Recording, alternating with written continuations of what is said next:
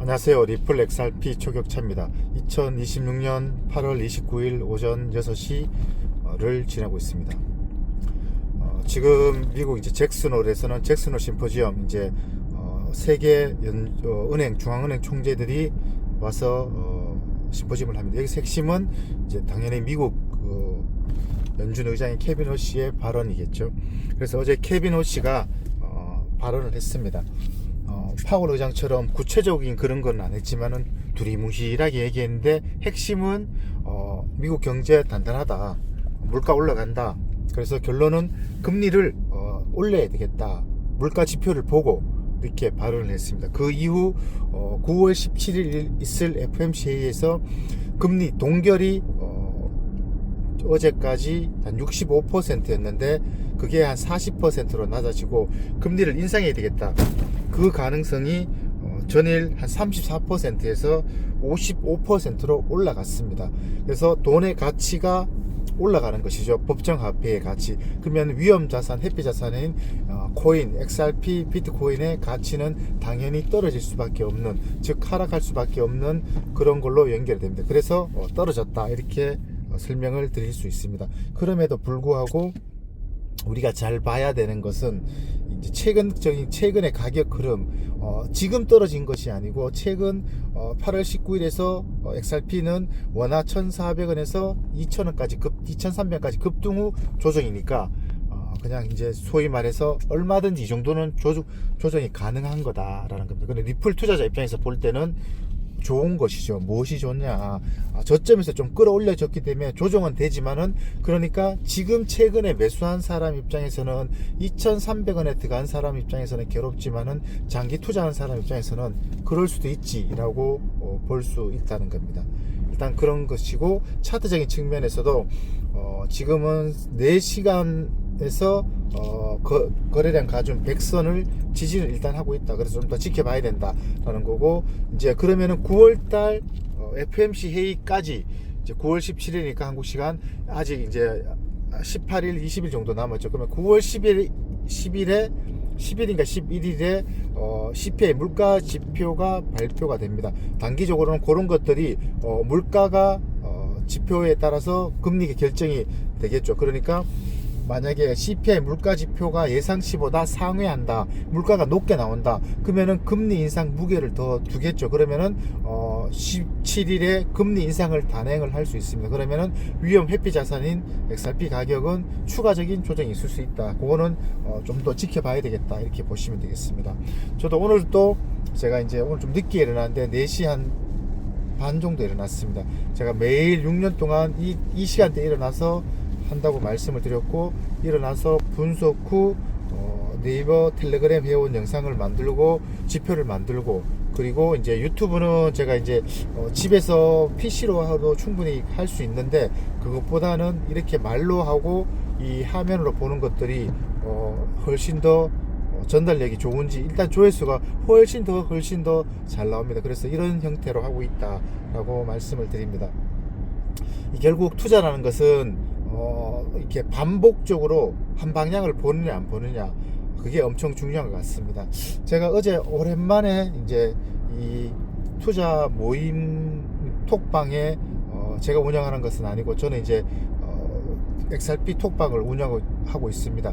영상 더보기에 보시면은 톡방 운영을 하고 있는데, 거기에 들어온다고 하셔갖고 특별한 정보는 없습니다. 대부분 유튜브 영상을 재링크하거나 그냥 일반적인 누구나 다 알 수 있는 기사를 제가 먼저 봤다 그러면 링크 정도이고, 궁극적인 목적은 저의 그러니까 저의 자질을 올리기 위해서, 저의 멤버십을 홍보하기 위한 거니까 굳이 들어오실 필요는 없다, 그냥 한마디로 이렇게 말씀을 드릴 수 있습니다. 어쨌든 거기서 이제 여러 각자의 위치에서 투자 방식에 대한 이야기를 했었는데, 제가 느끼는 감정은 이 어떤 것에 대한 투자에 대한 확신이 먼저 필요하다. 대부분 사람들이 투자를 하면은 갈팡질팡하고 투자 시드 비중을 어떻게 할 것인가, 그런 것들에 대한 결정이 상당히 늦습니다. 그래서 물에 물 탄 듯 술에 술 탄 듯, 이것도 아니고 죽도 아니고 밥도 아니고, 그게 나쁘다는 것이 아니고, 우리가 그렇지 않아요. 사람이란 것은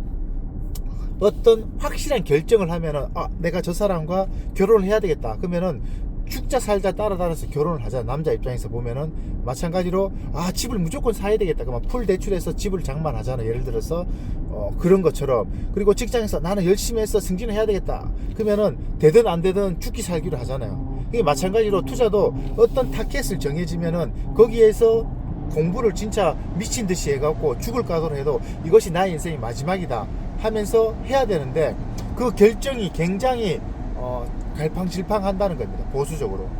그래서 제가 이런 데서 사람들을 만나면은 항상 느끼는 것은 저만큼 진짜 이게 되든 안 되든 몰빵하고 미친 듯이 하고 그런 사람을 이때까지 본 적이 없습니다. 이게 저희 자랑이 아니고, 그러니까 이게 실패도 할 수 있죠. 실패를 한다는 것은 이게 틀렸다는 것이고, 그러면은 제가 매일매일 이거를 검증을 하는 것이잖아요. 이게 맞는가 안 맞는가, 내가 바른 방향으로 가고 있는가, 그런 검증 속에서 이상이 없다 그러면은 추진하면 되는 것이죠. 그래서 이런 것들이 아무것도 아닌 것처럼 보이지만은 이게 반복되다 보면은 이게 남들과 비교할 수 없을 만큼 아주 단단한 무게입니다.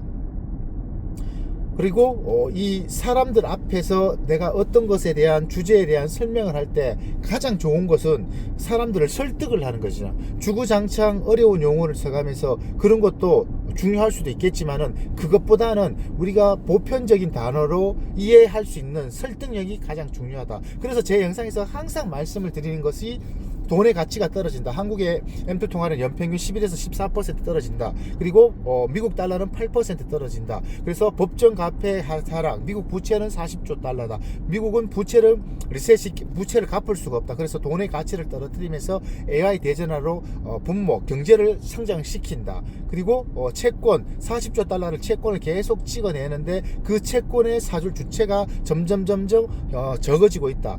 과거 2008년 금융위기 전에는 미국 부채가 8조 달러, 9조 달러인데 그 가운데서 한 40~50%가 4조, 5조 달러가 중국, 일본, 영국, 프랑스 이런 국가들이 가지고 있었습니다. 한국도 포함이 되어서. 그래서 지금 40조 달러 가운데 외국인이 보유한 미국의 채권 비중은 한 9조에서 10조 달러 정도가 된다. 근데 그 비중은 25% 정도이죠. 그래서 과거 대비 비중은 상당히 낮아졌다. 근데 문제는 뭐냐? 그들 국가들도 빚을 계속 돌려막기, 특히 일본이 최대의 미국 채권 보유국인데 빚이 너무 많은 것이죠. 그러면 어떻게 됩니까? 일단 채권 좀 팔고 우리 내 좀 살자. 그러니까 미국이 개입을 해서 일본의 금리에 개입을 하는 것이죠. 그래서 채권 팔지 마. 그러면 우리 다 죽어. 이렇게 되는 것이죠. 근데 그러면서 한편으로서 미국은 이거 가만히 보니까 이거 쟤네들이 우리 거 좀 사줬는데 이러다가 하나도 안 사주겠네. 방법을 연구해봐. 그게 이제 우리가 암호화폐 시장이 되는 것이죠. 그러면은 스테이블 코인은 USDT, USDC를 테더사는 반드시 1달러, 1 스테이블 코인, 1 USDT의 다른 담보물을 반드시 가지고 있어야 되는데, 그게 지금 USDC 서클사는 100% 미국 담보 채권을 가지고 있고, 서클사는 가지고 있고, 테더사는 60에서 70%는 미국 채권을 가지고 있고 공개를 안 하죠. 나머지는 비트코인을 가지고 있고 담보물로 가지고 있다는 겁니다. 그렇게 됨으로써 미국이 생각하는 이 스테이블 코인 시장을 뻥튀기를 이빠이 시키는 것이죠. 뻥튀기 더 쉽게 설명을 드리면은, 우리가 지금 정부에서 지역화폐 상품권을 많이 발행을 하잖아요. 그러면 저도 자주 사용하는데 10% 할인을 해주죠. 어쨌든 그런 것들로 다 유통을 바꿔버리면 어떻게 됩니까? 스테이블 코인 시장이 커지는 것이죠. 스테이블 코인 시장이 커진다는 것은 우리가 투자하는 암호화폐 시장이 하나도 안 커지고 스테이블 코인만 커진다. 그거는 말이 안 되는 것이죠. 당연히 동반돼서 비트코인, XRP의 거래 규모가 커지는 것이겠죠. 그렇게 되면 어떻게 되냐? 스테이블 코인이 커지면은 미국 담보 채권을 가지고 있는 비중, 외국 비중 25%를 희석시킬 수 있겠죠. 새로운 수요처가 발생을 하는 것이죠. 미국 입장에서는 이것이 완전히 중요한 것이죠. 그래서 클레이티 법안 이런 것들을 통과시켜서 제도권에 들어와서 미국이 선제적으로 하려고 하는 것들이죠. 그래서 이제 처음으로 돌아와서 이 시장이 없어질 것인가? 안 없어진다. 그러면은 이 거대 시장 AI는 더욱 발전될 것이고, 미국 채권은 돌려막기해서 돈을 갚아야 될 것이고, 이 코인 암호화폐 시장을 키워서 미국이 생각하는 큰 그림은 돌리고 돌려 돈의 가치는 떨어뜨리고, 그리고 시장 규모는 키우고 이렇게 간다는 겁니다. 그러면은 이 시장이 없어질 것인가? 절대 안 없어진다는 것이죠. 그게 제가 보는 큰 그림의 핵심이다. 그리고 이제 그 디테일하게 들어가서 그러면 오늘 내려갈 것인가, 오늘 올라갈 것인가, 그런 것은 명분을 찾아야 되겠죠. 금리 결정, 그리고 연준 의장의 발언, 그리고 유동성 지표, 이런 것들을 종합적으로 봐서 이제 투자 시장에 살아남아야 된다. 그리고 이거 암호화폐 큰 사이클은 제가 말씀드렸다시피 사법고시 테스트처럼 저점과 고점 70-80%는 기본적으로 폭락을 한다. 그렇지만은 핵심 자산, 우량 자산의 가장 큰 특징은 저점이 올라가는 겁니다. 그러니까 비트코인이 100만원, 500만원, 1000만원, 5천만원, 1억, 2억까지 갔었잖아. 그리고 고점 대비 70%, 60% 폭락하고 고점 대비 폭락했지만은 그 저점이 공고히 올라가는 겁니다. 즉 비트코인이 이번에 1억 9천 갔다가 9천 갔다가 회복이 되었잖아. 근데 1억 9천 갔다가 비트코인 다시 1000만원 떨어져 버린다. 그러면 99% 폭락하자는 거잖아요. 그러면은 이전 저점을 갱신해 버리잖아요. 그러면은 이게 소위 말해서 나가리가 된다는 겁니다. 그러면 이걸 누가 투자해서 의미가 없게 돼. 근데 비트코인은 그 저점을 공고히 잘 유지하고 있다는 겁니다. 그러면 XRP는 어떠냐? XRP로 동일하게 저점 대비 고점, 저점이 계속 우상향하고 있다는 겁니다. 2013년 8월 상장했을 때 2원, 3원, 4원이었고 2017년 3월까지 그게 10원 레벨이었다고 여러 번 설명을 드렸습니다. 그 사이 20원 간 적도 있고 15원, 28원 간 적도 있었지만은 그 흐름을 보면은 1원, 3원, 5원, 8원, 9원, 10원, 11원, 12원, 9원, 8원, 7원 이래 쭉 가다가 2017년 3월부터 가격이 200원, 300원 되어서 2018년 4,000원 갔고 그리고 2021년 다시 폭락해서 200원 갔다가 다시 2,400원 갔고 2025년에 5,000원 갔다가 지금 2,000원 가는 구간인데, 우리 대부분 투자들이 보는 것은 저점을 보는 것이 아니고 XRP가 2018년도에 4,900원 갔다. 근데 아직도 2,000원이다. 이거 완전 쓰레기다. 이렇게 단편적인 부분을 보고 이거를 보편화시켜서 합리화시켜서 투자하면 안 된다. 절대 안 올라간다. 10년을 했는데 그대로라. 이렇게 얘기를 하는데 그것은 맞기도 하지만은 전체를 보지 못한 아주 자기 합리화 해석이다. 저는 그렇게 보고 있습니다. 저점을 봐야 된다. 저점을 보면 올라가고 있다. 우상향. 그러므로 이 투자에 이상 징후는 전혀 없다라고 보시면 됩니다. 결국 이런 것들을 사이클을 겪고 내가 인내하고 하면은 수익을 거둘 수 있다라는 겁니다. 그 이면의 모든 것들이 내가 현재 처해 있는 경제적 상황 속에서 내가 근로소득의 가치가 예를 들어서 연평균 몇 억씩 번다. 내 연봉 1억 5천 2억이다. 그리고 내 이거 투자 안 해도 먹고 산다. 그러면은 하실 필요 없고, 나는 재미삼아 한다. 그러면 상관이 없다는 겁니다. 근데 대부분 우리는 돈은 없고 투자하는데 시드는 없고, 그리고 내가 처해 있는 근로소득의 조건에서 이것이 영원하지 않다라는 것이 100% 맞다면은 우리는 반드시 희소 가치가 있는 자산에 투자를 해야 되고, 그것이 XRP다. 그것이 이제 초격차가 매일 추구하는 방향이고, 그걸 여러분들에게 인사이트를 전달해 드린다. 근데 제가 매일 할 수 있는 동기부여를 받아야 되잖아요. 그러면 내가 소위 말해 땅 파서 장사하는 것도 아니고 정보를 드리는 대신에 이 정보가 가치 있다고 판단되는 분은 가감하게 네이버를 구독해 주시면은 저에게 큰 힘이 된다. 서로 윈윈하는 전략, 그것이 굉장히 중요하다라고 보시면 됩니다. 그럼에도 불구하고 무슨 개소리 하냐, 그냥 방송만 하면 되지 뭘 또 가입을 하라고 난리냐라고 하시는 분은 한 귀로 듣고 한 귀로 흘리고 그냥 좋은 정보만 받아들이시면 된다. 항상 인생이라는 것은, 좋은 것은 우리가 꽃감 빼먹듯이 남의 것을 싹싹 빼먹으면 됩니다.